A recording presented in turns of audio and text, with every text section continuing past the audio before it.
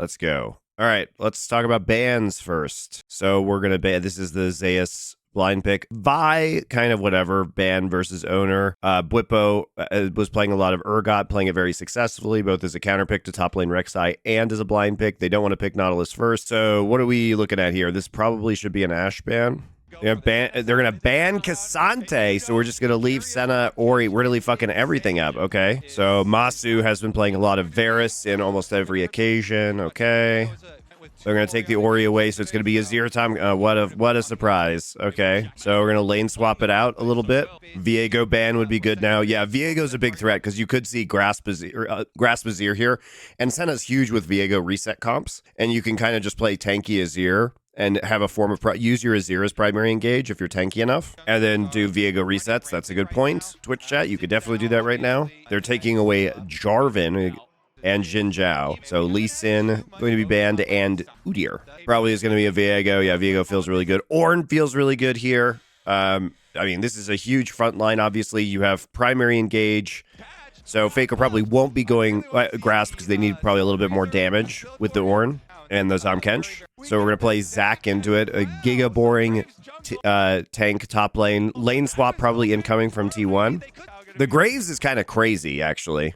We have seen some Graves this year, like, you know, players like Milky Way and Jun. It's like been more of an LPL pick. It hasn't really been seen in the LCK, but they want to just farm up and like have Inspired carry this game. But, I mean, are you really going to get that opportunity? And Graves going to be pretty shit late against all the tankiness and all the healing, I think. This is a really classic, like, T1 composition, though. Like, the Graves just isn't going to do damage to backline or be able to smoke off backline. And the heals are going to be huge, and the Viego resets are going to be huge. Huge amount of engage for T1. Yeah, it's fleet footwork. It's not Grasp Azir, because he's got to go damage in this composition to get a target down for Viego to reset off of. I mean, the Zac Ori engage combo is really strong on FlyQuest. Isn't it hard for Graves to fight versus Ornn Tahm? Yes. I mean, you just aren't going to do backline damage, right? And the heals from Senna are going to be huge. So it's going to be really hard for them to kill the front line. I mean, also, I mean, the putting the ball on the Zac and getting the engage with Orianna could be really good. But the follow-up onto the backline, I just don't think is going to be there. I mean, you have to build on hit Varus here. That's why he's on lethal tempo. Let's take a look at this real quick. So no lane swap shenanigans. We're just going to lick each other in the river. You know, giving Senna to Gumayushi, like Senna is most dangerous in this tournament on Jackie Love and Guma. Yeah, I mean, like we talked about here with Busto Amasio looking up to Guma. I think Gumayushi is like 20. He got his first loss on Senna in the LCK finals against Gen G, but he's like 20-1 all time, something like that. So it's been very successful. And Carry is so good when he has farm, whether he's on Tahm Kench or on Sion or on Ornn.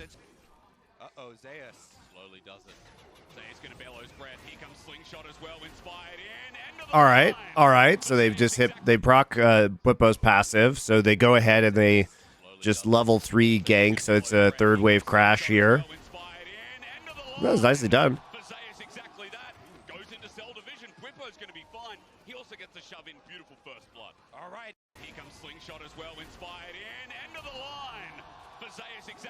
Why'd he flash? Inspired? Inspired?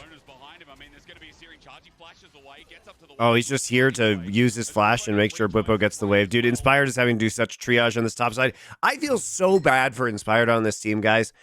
The amount of triage that Inspired has to do when their bot lane makes a boo-boo, or like, why is Bwipo 1 HP after TPing back in? Like, his entire jungle gets fucked, especially if he's playing Graves. Now he's going to be behind in farming on Graves jungle. It's a fucking disaster.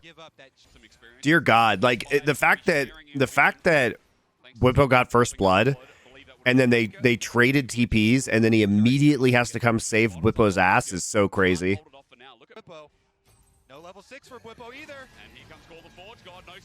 Oh God. So no flash, no passive. Huge stuff here for T1. Yeah, observers know zooming in on all of the minions dying, the experience, the gold. We're used to seeing top lane. There's another like 3 waves Jesus Christ, dude. I must know what happened to Blippo when he, like, walked for... Like, how did he lose so hard when he had item advantage? This is such a train wreck. Dude, Blippo's just fucking eating all the Ornn abilities. Look at this. Zeus' positioning is so good. He literally baits him into, like, walking over to that blob and then just hits him with the knock-up as he's close to the wall. So even though he gets the heal, he takes the negative end of that trade.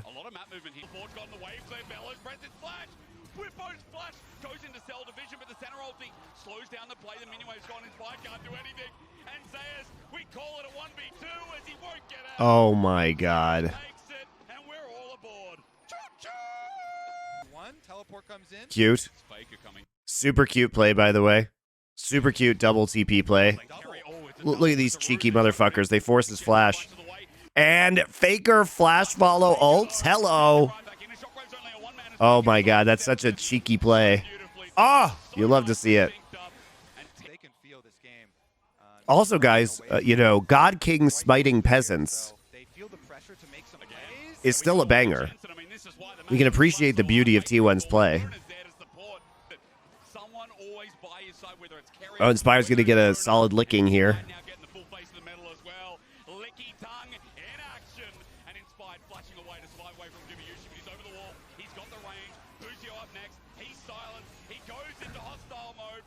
Here we go. I love resets.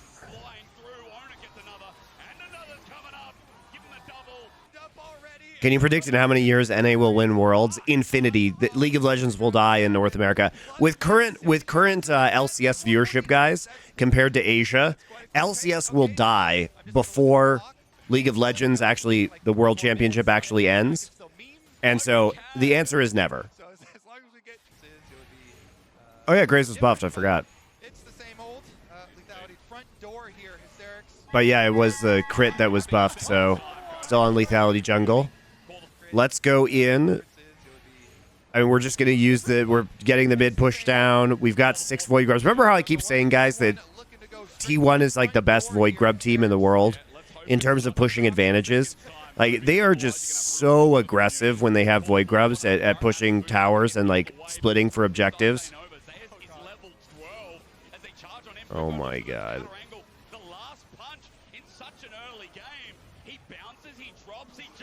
Oh my god, Carrier got a double knock up. Oh god, he got look at Carrier right here. Look at this. Masu and Busio, he almost gets a triple Abyssal Voyage.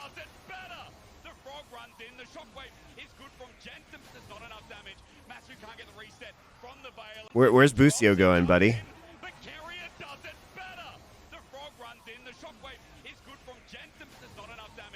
Oh, Busio got eaten, that's what happened.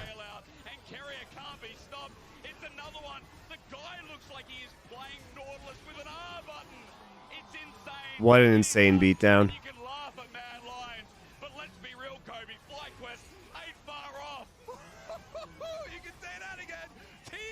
The thing is, like, the fly, what was it, 1647? The Mad Lions lost to T1. But the thing about this game, guys, is that it was easier to push advantages when you had 2 Rift Heralds in the game, right? And certainly the 6 Void Grubs are helping. But what's crazy about this, guys, is I don't think there has been a perfect game since Void Grubs were introduced this year. And this is literally 1 kill. It's first blood on Zeus away from being a perfect game right now. And the other crazy thing here is that this is a scaling comp. This is a scaling comp from T1. This is not designed to win the game in 17 minutes. You know, you want to scale with Senna. You want to get your Tom and your Ornn super tanky. So it is wild that they can win this game with this kind of scaling composition. That is crazy. What a beatdown. You love to see it. This looks like a highly motivated team right here. Guys, this is the face of a motivated man. Inspired is having a wonderful time. Dude, I'd be pissed if I was Inspired too, though, dude. After like Whippo, like you got Whippo ahead, and then he just pooped his pants in the top side, and then it ruined the Graves game. All right, okay, so let's take a look at this. They're taking the Lucian away. I mean, Masu did play a good Lucia game, gotta be said. Individually, Masu did very well. Ori and Senna take it. It's interesting that they want to take the Senna out and the Ori out this time, whereas we've got the Renata Glask. So let's talk about what's up right now. Giving over Varus Ashe is pretty dangerous to T1. Varus Ashe, if they get their hands on that, feels pretty dangerous. You're going to take away this. On the other side, the FlyQuest, the Urgot's up this game. It's not banned. Now, you know, it'd have to be blinded. So I do wonder what the solution to that would be if they save counterpick for Zeus. Nautilus is up. It's going to be for... Is this Callista Ashe? Callista Talia. Is this Callista Nico angle for T1? They have a lot of options for support. Like, you know, the question now is for FlyQuest, are they going to ban like Ashe and Nico? Because the Ashe is still up, and that is Ashe is such a core T1 pick. Like Ashe is like the team defining pick for T1. Because both Gumayushi and Keria play it, and because it suits the Hail of Blades style. Like, that is the T1 pick. You know, a lot of Korean teams this year spent time, like, banning Ashe Ori against T1. So Wukong to disrupt the backline here. I'm kind of into it, but again, it requires, like, Inspired to have some ability to farm early. Yeah, Ashe Nico, I think, is the more effective ban, but it is true, too, that the Sejuani could have just gone support. But having to play against their double Hail of Blades bot lane is, like, exactly how T1 wants to play League of Legends. All right, so they're trying to lane swap out, so they immediately walk into top side. They see a ward there. It gets pinged. You know, they don't want to be in the double Hail of Blades lane. Makes sense. But this is a counter invade onto the bot side. Faker just chunks Jensen. Jensen does have time to back. He is going to back. Does a super safe back at tier 2. Zeus just face checking shit. Gets a ward down. Sees Busio. They know the lane swap's coming in. All right, but we've got... It's a strong side invade for FlyQuest. Look at this. Zeus hasn't skilled an ability yet. Faker is actually, this is really interesting by T1. So they put Keria in the mid lane so that Faker can try and disrupt the topside jungle clear. And because Keria is going to be extremely good at harassing the Azir, and they know they have nobody in the bot side. So it's actually just a free levels for Callista with solo XP.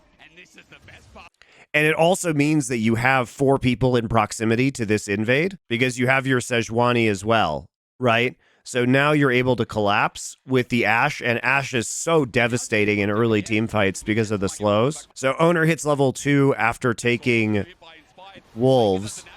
So he skills W right now. So Cassante, remember, Zeus didn't actually skill anything.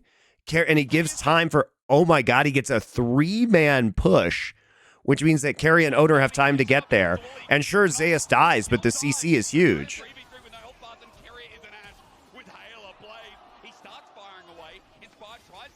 Dude, the Ashe is so nasty here.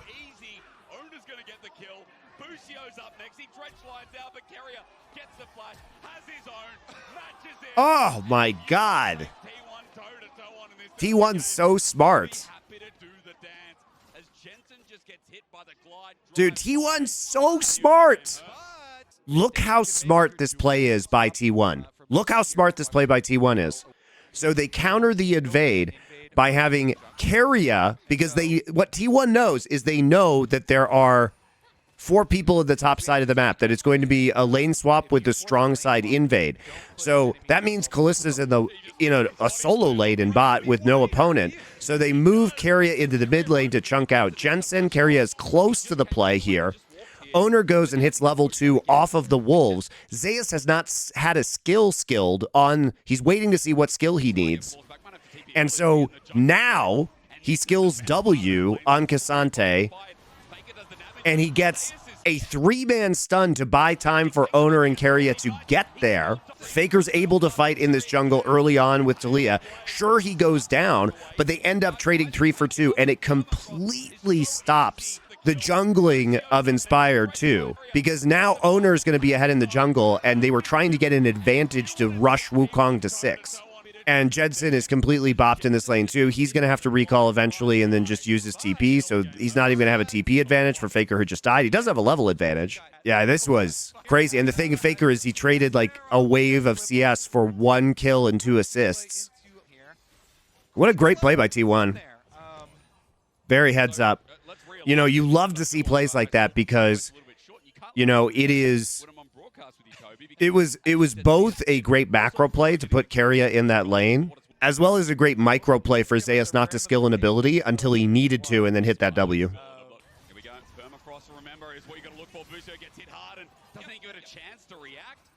I mean, it's so brutal. You have the CC with a double hail of blades here.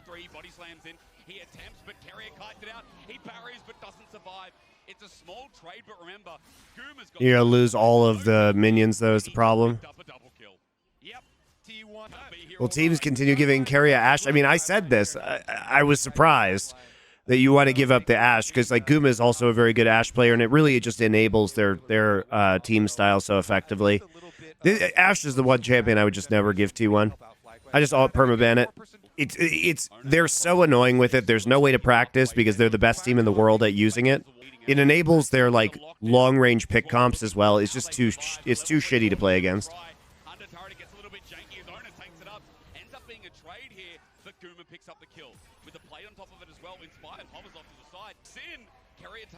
Oh god, they forced the TP too. Okay. Owner doesn't have Q. Oh, my Faker goes in to save him. Forces Jensen's flash. Oh my god, dude, the turnaround! But Owner has ult. Owner's gonna ult Busio. So he ults Busio immediately. Faker pops him up onto the E. Keria's tanking the turret shot again. Nice hook by Busio. Jensen comes in. I mean, he didn't even TP. He just walked up from the mid lane and pushes them back under turret. I mean, this part of the play looked like it might have been going pretty well. Remember, Keria's very low from tanking the turret. Owner has no Q, so Faker just goes in. Jensen has to flash the W. Doesn't actually get over the wall. And then Owner just goes back in to use his W, QW. The annotated version of game 1, I mean, it was a Giga Stomp. Hilarious that they could win that quickly with a scaling composition. Whatever. Dude, Zeus is just doing this because he has double Void Grubs. This is what I'm talking about. T1 knows, like, now I guess it's 4 to 6 Void Grub buff. They're so good at using it. That's why the Void Grub thing I've been saying is, like, actually a sneaky buff for T1 at this tournament. Because now they can actually get the single Void Might buff earlier, and they're so good at pushing that advantage. Yep. Guma up 3.4k gold right now. Just get all the flashes. Monster's flash, Busio's flash, everybody's flash. Take the mid turret. Does Pop Smithy do anything with League anymore? He's the president of FlyQuest. So he's not actively GMing a team like he did with 100 Thieves. Like, he's doing a lot more of the business stuff with FlyQuest and, like, multiple of their divisions. But what do you say about this game? This is just, again, like, look how clean they are at taking some of these objectives. Like, so they take it with Rift Herald, right? Wait for Keria, everybody to get here. You can't give him Ashe, dude. You can't give T1 Ashe. Ashe is actually the worst champion to give T1. And then Faker's going to come here, get a good wall off so they can take out the rest of this turrets. T1 is very much focusing on just zoning out for turrets right now. But look how fast they can do it with all the grubs and the 6 Void Grub buff. Ah, God. They hit him while he was invis, too. They hit him with everything while he was invis. So Inspired, like, he tries to dodge. He does dodge the arrow, but then he immediately gets hit by Sejuani ult and then WE from Talia. How are they not permabanning Ashe? Well, I think in this case they thought that it was Kalista Sejuani. I would have second round banned Ashe Nico. Even though the Sejuani would have been a flex pick and probably would have gotten support in that case. Like, I guess the consideration is in the second round, if you ban Ash Nico, then they get Jin Zhao instead in the jungle. So, I mean, it's hard. Yeah, it turns out it's pretty hard to pick ban against T1. I think one of the big problems is that, you know, from FlyQuest, we've seen a lot of Nautilus prio, because Nautilus is an extremely good champion right now, and, you know, that's the meta. But the thing is, Busio never does anything on Nautilus, so, like, you have to take Nautilus away, but you yourselves can't play Nautilus very well, so you get almost no advantage from Nautilus prio. That is a huge part of this, guys. Like, Busio has been hot garbage on Nautilus in LCS finals, and then also in the games here at MSI. What else can you get? Inspired with another cyclone to get movement speed. Guma zones him away. Running forward is Zayas to separate Whippo. T1 with numbers disadvantage, but they're still playing the fight. Zayas gets slowed down. Is it a whoopsie or not? An explosive cast use. Zayas surviving for so long, and he's out. Oh, wow, he dodges the zero. Connecting Guma's just over the wall. Ready and willing. Zayas still has ult, too. It doesn't hit, no. Zayas jumps back in. He all outs, and Whippo's isolated this time from FlyQuest. T1 are making fun of them. They are squashing them beneath their boots. With the TP out, Zayas is just having his Shire. The other thing to remember is that a part of what the weirdness of this draft is that Nautilus is just not a priority pick versus T1. Like, Keria has not looked good on Nautilus either. He used to be a Nautilus god. You know, a couple years ago it was his best champ, but he has not looked good on it this year. So I don't even think you have to prio the Nautilus. And, like, prioring Busio champs just feels so bad because he hasn't been performing. He's been bomb spaghettiing. But, you know, FlyQuest is, like, taking this, you know, in the first round of the draft. You know, this game was first pick Varus into Nautilus. And then because you picked the Nautilus and you gave up the Ashe, then you have to lane swap into the double, because of the double Hail of Blades. And then you get yourself into, you know, it's not exactly level 1 shenanigans, but like level 2 jungle shenanigans in the top side on your strong side invade, because T1 adapts so well. And if they don't have the Ashe, they can't really make that play. Because the Ashe was the one that was bullying out the Azir in the mid lane, and also provides insane value in like level 1 or like early game skirmishes. So, you know, if you don't take the Nautilus, maybe you don't have to lane swap, and if you ban the Ashe, anyway, I think this T1 played it extremely well. Like, I don't fault FlyQuest that much because this was very creative by T1, but in my book, you just don't give T1 Ashe. But Busio is a pretty huge problem right now. Like, if you're gonna prio the Naut, you need a support player who can actually do stuff on it.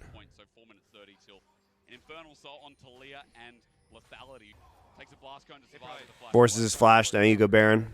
They've got really good turn, even with the Ashe arrow being used there. Sejuani ultimate is ready. All right, here's where miracles can happen. Okay, do you believe in magic?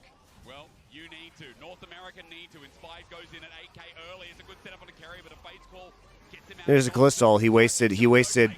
What the fuck? Inspire wasted ult. He goes on to Keria, and there's a Callisto ult still up. All right. With the explosive cast is nice, but it's not enough. And Faker's teleporting. Whippo, sorry, Busio, you're next up. Hey, All right, Faker's just committing suicide. Faker doing a little bit of running. Or is he? It was not a good play, but whatever. Doesn't matter. Yeah,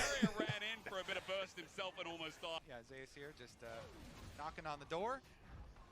TP, just in front of his face. He knows Inspired has no ult.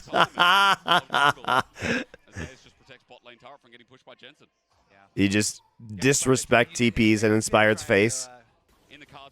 I mean, nobody forced Kobe to cast a decade of LCS, guys. He could have gone to LCK or whatever. You know what I mean? He did this to himself. You don't have to pity him. He chose this life. Faker again. Cyclone comes through. It's the last chance. Jensen gets a shove back on the Nemesis here in the mid lane. Faker's still going to dive at Guma.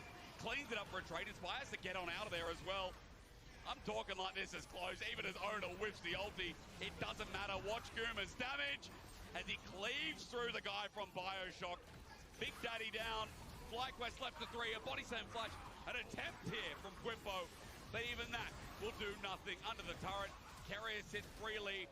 Owners playing with food. I mean, they're styling on them yet again.